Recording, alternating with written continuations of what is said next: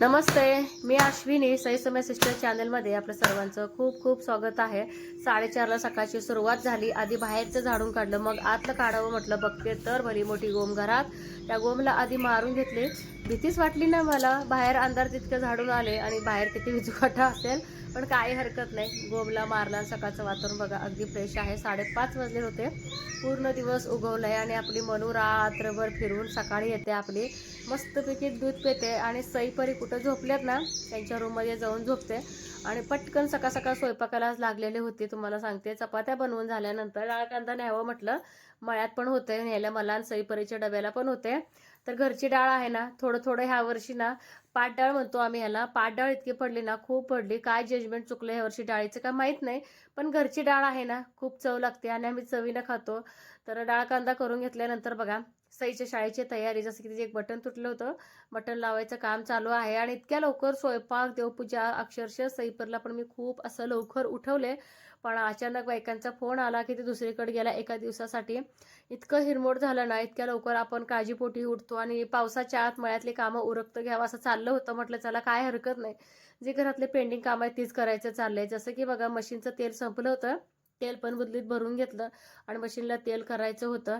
तर त्यामुळं म्हटलं चला तेल ओतून घेवा। इतकं कंजूस करते सई, बोलत होती मला थेंब ना थेंब आई काढून घेते, त्याशिवाय काय पर्याय नाही। कारण की एवढंच तेल मला 25 रुपयाला मिळाले।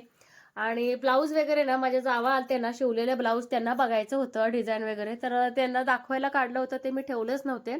कारण दुसऱ्या दिवशी सकाळ लगेच मी मळ्याला गेले, ते आधी सगळं काढून ठेवलं कारण की खूप लवकर माझं काम झालेलं ना, त्यामुळे दुसरी कामं पटापट झाली। परी आणखीन जांभळे देते कारण की दोघीला मी खूप लवकर उठवले होते कपड्यांसाठी। म्हणलं 8च्या आत कपडे वगैरे सगळं धुवून मगच मळ्याला जावं असं माझं ठरलेलं होतं। वेळ तर इतका होता ना, करेक्ट 9 वाजता मी कपडे इस्त्री करायला घेतली। जे कपडे शिल्लक राहिलेले होते काही इस्त्री करून, ते कपडे मी सगळे इस्त्री करायला आज घेतले। आणि खरं सांगू का, इस्त्री पोळेल ग बाई, इथंच चालले इस्त्री करायचे। आणि सई ना एवढे जास्वंदीचे फुलं आणि कोरपड नाही आणलीस? कोणाला आले ते सांग ना। तिच्या मैत्रिणीला घेऊन चालले तेल करायला म्हणे मम्मीला वय। चला कपडे इस्त्री चालू आहे। नको गो बाई असलं लाड नको। आवर तू शाळेत झालं सगळं ओके? सरक सर पटपट इस्त्री कर दे। नाही नाही टाक ह्यातच, काय नाही होत। फक्त त्याचं तोंड आहे ना तोंडापाशीच बांध कॅरी बॅग छोट्यावाला, म्हणजे त्याचं ह्यात हे पडत नाही। त्याचा दुसराच कॅरी बॅग घे आणि त्यात टाक। घरी जाईपर्यंत ते कसं हाल होईल ग दोघांचं ह्या। तर माझ्या ओळखीचे काढा काढा आहे, तर माझ्या ओळखीचेच आहेत। तर उगच बिनकामाचं भंगार साचलंय, तर भंगार घालायचंय। परी दिली का बाहेरचं का?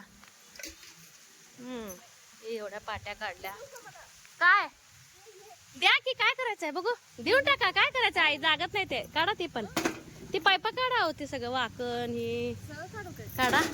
लय झालंय, लय दिवसात ना आलाय, कुठे गेलताय? कुठल्या गावाला गेलता असलं धंदा सोडून? पोरग आलते की होय, ओळखलंच नाही बाई, ही लागल बाई कशाला तर मळ्यात। ठेवा, नाही आलं होतं पोरग, ओळखलं का नाही मला हा मी ओळखलंच नाही। बघ आता इथे खाय बघा गोल गोल गोल चाळणचं काय केलं त्या दिवशी? आलू पराठा, त्याला दिलं डब्यात घालून खा बघा। तिथं खा म्हणताना आई म्हणला मला भूक नाही, मग त्या डब्यात दिलं खायला। तुमचं पोरग ए बाबा चल चल चल जायचं चल, ए चल चल चला चला चल चला चला चला चला लवकर चल आगाव चल। इतकं भंगार निघालं आणि त्या कुंड्यात आहेत ना झाडं लावायची आहेत। तर आता काय लावायचं ते का माहिती ह्याच्यामध्ये। मी चांगलं सांभाळते तात्या, आम्ही ह्यांना चांगलं सांभाळत्या। हो माझं वजन माझा तोटा करून देऊ का मी? माझं वजन असं काय सांगू नका, पण असं सांगा, असं बघा वाढलंय तात्या। त्यांनी चांगलं सांभाळलंय आईने ह्यानी मला। सांभाळून घेतो आता काय म्हणते ते चांगलं। किती आहे? 56। तुम्ही करा बघू। ओ ताई धरा चहा, ओ का द्या दादांना। घेत नाही तात्या चहा घेत आहे नाही जरा तुम्ही घ्या आणि ते पाणी जरा हो का तुम्हाला जरा घ्या अहो अरे अरे आत्या सगळंच काढायला लागले ते आत्या स्टूल चांगले राहू द्या भांडे कसायला ते वजन कमी आहे का नाही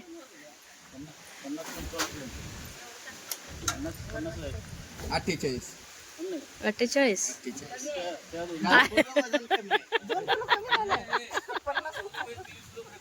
कुठे आले होते घरी तर गड्यांना पाणी न्यायला आणि तसं जे काय भंगार वगैरे होतं सगळं विकून टाकलं उन्हाळ्यामध्ये परीना ते पावडरचे डबे कुठे कशा डबे घेऊन खेळत होती आणि आपलं जे काय एक्स्ट्राचं तुटकं फुटकं जसं की पाट्या जसं की बघा आपल्या शेळ्याने पण बरेच पाट्या आपल्या फोडल्या तर पायाखाली घेऊन तर ते सगळं भंगार विकले मी आणि तुम्हाला सांगते भंगाराचे पण पैसे आले चांगले आणि एक ट्रे आवडला आणि ती जी आता बघा भंगारवाली असो तर काय असो त्याचा व्यवसाय असतो व्यवसायाला कधीच कोणीही नावं ठेवू नये कारण की ते कष्टाने करून खातात त्यांची पायपिट्टी असते त्यांना उचलून सईकडे फिरावं लागते आणि ती जी ताई आहे ना जी भंगारवाली आहे तर मी त्याला म्हणजे 6 वर्ष झाले मी त्याला पक्क ओळखते आणि इतके रिलॅक्स असते ना माझ्याकडे आल्यानंतर एकदम असं ताई पाणी द्या चहा द्या आणि मी पण करतेच काय असेल तर खाया प्यायला देते आणि आपल्याकडे जे काय असेल हक्काने मागते बघा आपण शेतकरी आहे शेतकऱ्याचं मन मोठं पाहिजे जसं की जास्ती काय देत नाही शेर का असं ना गहू ज्वारी वगैरे मागितले की मी देत असते तिला तर ह्या वर्षी पण ती मागत होती पण ह्या वर्षी आपलं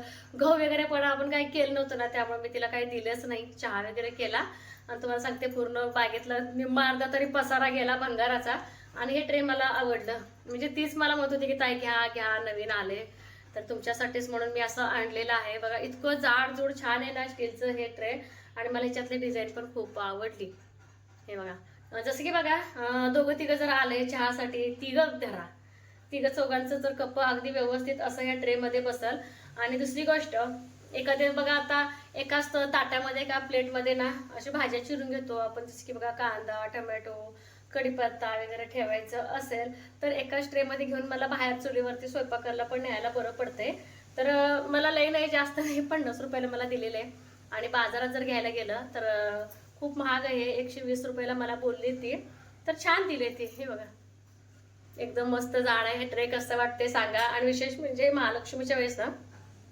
पान सुपारी वगैरे ठेवायला जसं की हळदी कुंकवाला आदल्या दिवशी येतात ना त्यावेळेस ठेवायला आम्ही त्यावेळेस पण पान सुपारी देतो सगळ्यांना ठीक पडते तर हे ट्रे कसं पडलंय हे मला सांगायला अजिबात विसरू नका बरं का चला तर मला ना ज्वारीचं दळण लावायचं आहे आणि दुपारच्या बरोबर आता 12 वाजत आलेले आहेत म्हटलं चला ऊन पण पडले बाहेर विशेष म्हणजे जे काही ज्वारीच्या पिठाचा डबा आहे ते पण घासून उन्हाळा लावते आणि ज्वारी पण दळायला टाकते आणि सईपरी नसल्यामुळे 2 महिने झालं पोरीची इतकी सवय झाली ना खूप सवय झाली आणि मळ्यातलं बरेच बी आले बघा वापस आले तर एवढे काल बिया पुरले नव्हते म्हणे माघारी आलेले पण थोडं सगळं राहिले ते पण मला सगळं अगदी व्यवस्थित असं ठेवायचे आणि चला गिरणी पण लावून घेते जेवणाच्या अगोदर बऱ्याच जण आहे ना घरच्या गिरणीमध्ये ज्वारी दळत नाही बऱ्याच जणांचं असं म्हणणं असते की ज्वारीचं पीठ म्हणजे व्यवस्थित येत नाही चिकट येत नाही भाकरी येत नाही पण माझ्या गिरणीला ना 7वं वर्ष चालू आहे तर मला तर आणखी असा अनुभव आलाच नाही आणि मी घरच्या घरीच दळते आणि घरच्या घरी गिरणी असल्याचा एक फायदा की पटकन आपण दळू शकतो जेव्हा मी बिशा वगैरे घालायची ना तर एक आठवण जसं की बघा बिशीचा एक फायदा की काहीतरी काही नवीन वस्तू घ्यायची आणि खरंच मला खूप सोपं पडते जसं की दिवाळीत म्हणा किंवा दसऱ्यामध्ये किंवा कुठलंही जरी आपल्याला पटकन दळायचं असेल कुठलं पीठ फक्त मकाचं पीठ मी कधीच दळले नाही आणि दळू पण नका मका कधी कारण की मक्याला खूप फुटाणा पण आहे आणि वेळ पण लागतो त्यामुळे मी मका कधीच दळत नाही आणि शक्यतो ज्या दिवशी ना आपण दळण पूर्ण आपलं दळून झालेलं असते त्या दिवशी मी काय करते पूर्ण डबा कोरडा करते गिरणी स्वच्छ अळेजळे सगळ्या काढते आणि गिरणीमध्येच काय ठेवत नाही अगदी सेपरेट असं ठेवते ज्यावेळेस आपल्याला दळायचं असते त्याच वेळेस मी डबा हे लावून देते म्हणजे काय होते गिरणीतलं जे जिथून पीठ येतं ना तिथून थोडं का होईना पीठ पडत असतं कधीतरी बारीक कुठं तरी राहिलेलंच असतं कण तर ते ह्यात डब्यात पडतात मग त्यामुळे काय होतंय दिवशी व्हायची शक्यता असते कारण की आपण 15 दिवसाला महिन्याला एकदा काढतो ना या पिठाचा डबा त्यामुळे मग मी काय करत असते ज्या वेळ दळायचं असते ना त्याच वेळेस मी डबा लावून घेते आणि अगदी मला सोपं पण पडतंय चला तर गिरणी लावून दुसरं काम करायला मोकळं जसं की मला बघा ह्या बिया सगळ्या व्यवस्थित ठेवायचं आहे कारण दिवाळीची वेळी जेव्हा पेरणी असते ना त्यावेळेस खूप उपयोगाला पडतं. हेच मकाचं बी खूप असं महाग आहे. 1 किलोचं पाकिट घ्यायचं म्हटलं की खूप महाग आहे. आईंची पण भयानक मदत होते. जसं की बघा त्यांच्या पण शरीराची हालचाल भरपूर होते. जसं की बघा शेळांकडे जातात, तिथलं त्यांचं झाड लोट वगैरे दिवसभर काय तर काय चालू असते. आणि बऱ्याच झाडांना आईने बऱ्यापैकी खत घातलं होतं. म्हटलं चला तर थोडंफार आळी करून घेऊया, कारण की इतकं घटाळ रान झालं होतं काय सांगू तुम्हाला. आणि ज्या पावसाने म्हणजे जिथं जिथं मिरच्याचे बिया पडलेत ना तिथं मिरचीची रोपं पण खूप छान आलेले आहेत. तर ते मिरचीची रोपं पण मी ठेवणार आहे. अडीनडीला इथं मिरच्या घ्यायला येतात आणि ते माझं काम चालू आहे. आपल्या जायजूच इतका कालवा चालू होता की आम्हाला बाहेर काढ, कारण की त्यांना इतकी सवय झाली ना, माझी खूप सवय झाली.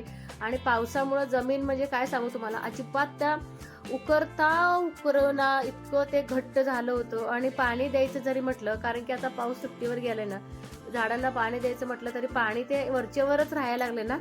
त्यामुळे म्हटलं चला किमान एक 7-8 झाडं तरी आपण उकरून घेऊया. एकदम काय होणार नाही, कारण की इतकी ताकद लागत होती ना, अक्षरशः दोन्ही हाताने माझं काम चालू आहे. आणि बागेतला बऱ्यापैकी कचरा काढला. म्हटलं चला कचरा सगळा आउट करून घ्यावं. जे जाळायचं आहे जसं की कॅरी बॅग एखादं खराब झालेले ठिकाण ते सगळं जाळून घ्यायचं आहे. आणि जे कचरा आहे ते बाहेर आउट करायचं. आणि जायचं इतक्या वरडत होते ना, त्यामुळे म्हटलं चला त्यांना थोडीशी वाळी वैरण टाकावं. आणि वली वैरण खाऊन खाऊन पण शेळ्या भरपूर असं ना कंटाळतात. जसं आपल्याला बदलून जेवण लागतं, सकाळ वेगळं संध्याकाळ वेगळं, किंवा एकसारखी चपाती खाल्ली तरी भाकरी खावडते, भाकरी खाल्ली की चपाती, असं जनावरांचं असतं. बदलून त्यांना जेवण लागते, मग त्यांचं कुठं पोट भरते. आणि इतकी हवा होती. आणि त्यात काल मळ्याला जाऊन ना इतकी हवा लागली ना मला, अक्षरशः तब्येत तर बिघडले. सर्दी खोकला जाम. म्हटलं झोपून राहण्यापेक्षा काय करत राहावं. आपण आजारे असं जर बोललं तर आपण आजारीच पडतो 100%. जे दुखणं नाही ते पण पाठीमागं लागते. शेळ्यांचं जे खत असतं ना ते आम्ही काय करतो, एका ठिक्यात असं साचवून ठेवतो, जेणेकरून आपल्या मळ्यात बघा एकदम अशी गाडी करून नेण्यापेक्षा जसं साठेल, जसं की आता हे ठिकं भरले ना तसं यांच्या पाठीमागं लागून का होईना पण हे भरून आम्ही देतो. जेव्हा मी अडी करत होते ना तेव्हा असे बरेच मला गांडुळे दिसले. तर गांडुळाचा खूप फायदा होतो. रान अगदी भुसभुशीत पण होतं. आणि मला सुरुवातीला ना ह्या किड्याची इतकी भीती वाटायची नाही, असं वाटायचं की सापच आहे का, पण आता नाही काय एवढं वाटत. तर असं हे बघा अशा पद्धतीनं आम्ही मळ्यात देतो.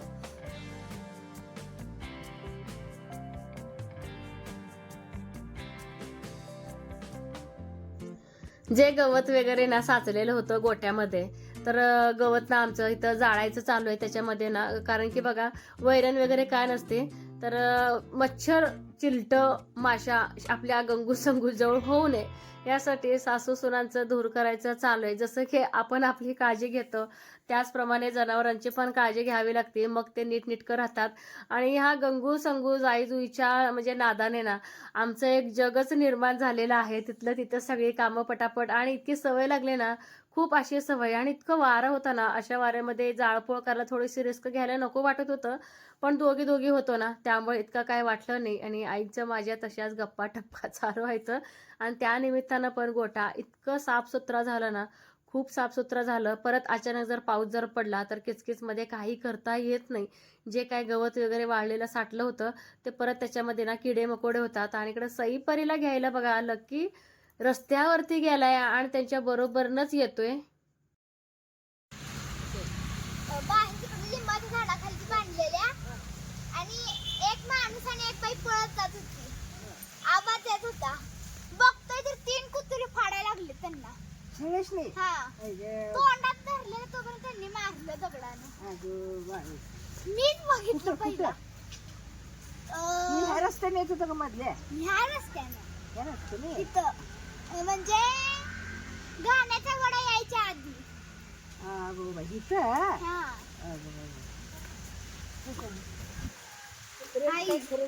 कसं करायचं? कुठे हे करते तिने काय करायचं? ती पण रानापाशी बांधले. रानात खायला बांधलेली आहे. माणूस आला म्हणून पळायलेस तरी. माणूस आणि बाय आली तरी पण धरलेलं. दगड जोरात मारला मग पळत गेली. शाळेच्या पहिल्या दिवशी ना परीला पुस्तकं मिळाले होते. सईला पण मिळालेत पुस्तकं, पण तिचं ऑलरेडी कव्हर घातलेलं आहे. पण तिचं पण जुने कव्हर काढून ना घालायचे आहेत. म्हटलं आधी परीचं कव्हर घालायचं, ह्यांचं चालू आहे. जेवढं आपलं पेपर आहे कव्हर घालायचं तेवढं आपलं खाकी पेपरचं कव्हर घालायचं चालू आहे. आणि कव्हर घालायचं म्हटलं की मुलं इतकं उत्सुक असतात ना, खूप म्हणजे खूप आतीच. तर कसा वाटला आजचा ब्लॉग हे मात्र सांगायला अजिबात विसरू नका.